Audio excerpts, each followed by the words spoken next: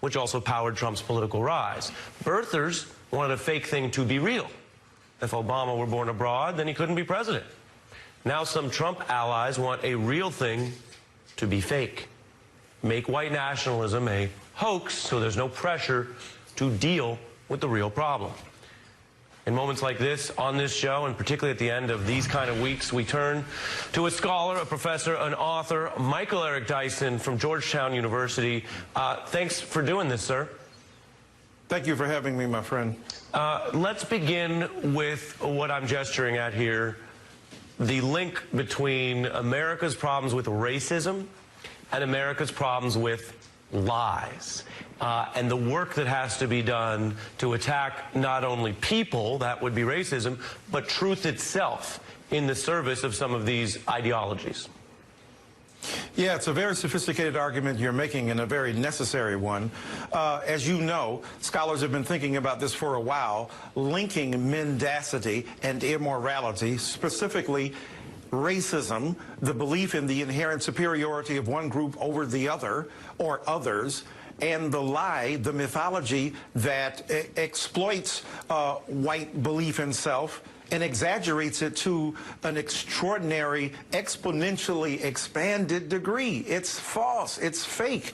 The very people who promote it to the degree that they know it's false, invest in it even further, are driven to believe in it even more, so that the maintenance and preservation of the lie now becomes the bailiwick of those who want to reserve their right to both assert their superiority and the inferiority of the other, and then to claim innocence and ignorance. We didn't, that's not what we meant. Plausible deniability. We didn't intend that at all. We are not racist. You are racist for pointing it out. You were racist for being obsessed with it. So now the burden is shifted onto the shoulders of those who have been victimized, as you've already indicated. The very people who were targeted by President Trump's language are now the victims of this vicious onslaught of racial terror, and nobody's hands are dirty, according to the president, except those who would keep the lie that he is responsible alive. So we've got crisscross mendacities,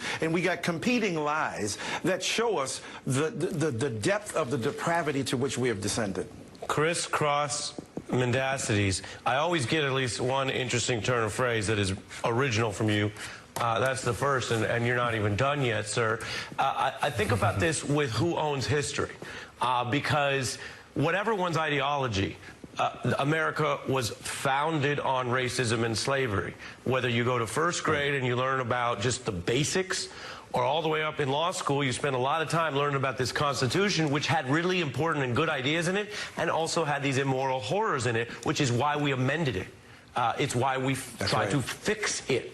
To have people come along and say white supremacy is a hoax, it does not exist, counterfactual. Or Doris Kearns Goodwin, a fellow scholar like yourself who was on the show earlier, was mentioning the rising tide of anti-Semitism, which, as you know, will sometimes, especially in Europe, include a minimization or even denial of things that happened to Jews, or a denial of the Holocaust.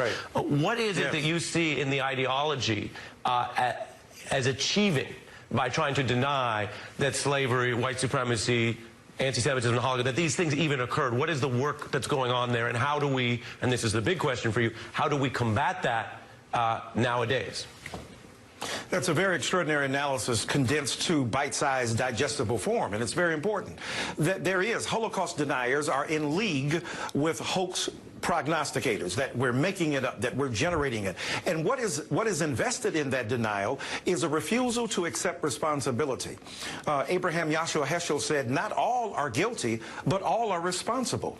So we have to be responsible for the knowledge we possess. So we deny that knowledge and therefore deny our responsibility. It's a syllogistic extension of a perverted logic, but we see where it's heading.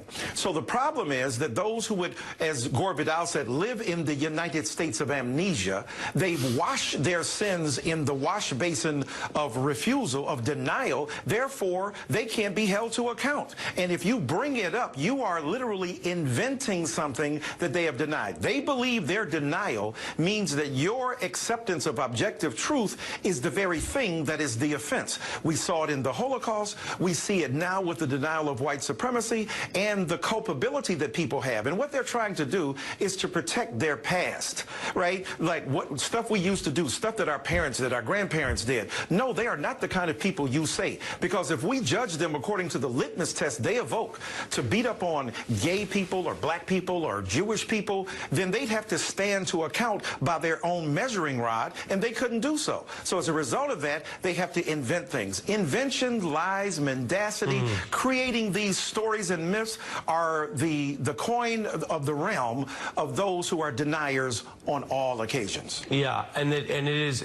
you teach us. I mean, I love listening to you on this, and it brings us all the way back to when you think about the pain and the fault line of Charlottesville, which involved the white supremacists and the anti-Semites and other types of hate and anti-immigrants. And the marching we're looking on the screen was marching chanting about replacement theory, which is both anti-immigrant and anti-Jewish Americans, and saying they won't replace us. And, of course, a lot of that was about a debate over history and statues and what happened in the Confederacy and what was that war really about, which, again, goes back to the truth, birtherism, and other lies. So all of this is important, I think, to track, to expose, is what you're doing.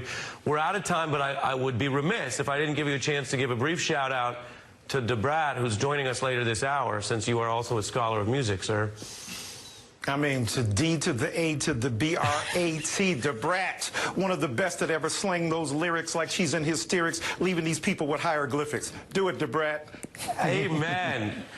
You know, we can do the serious and still remember there is love, there is music, there is culture out here. Professor Dyson, I can't wait to see you again. Thank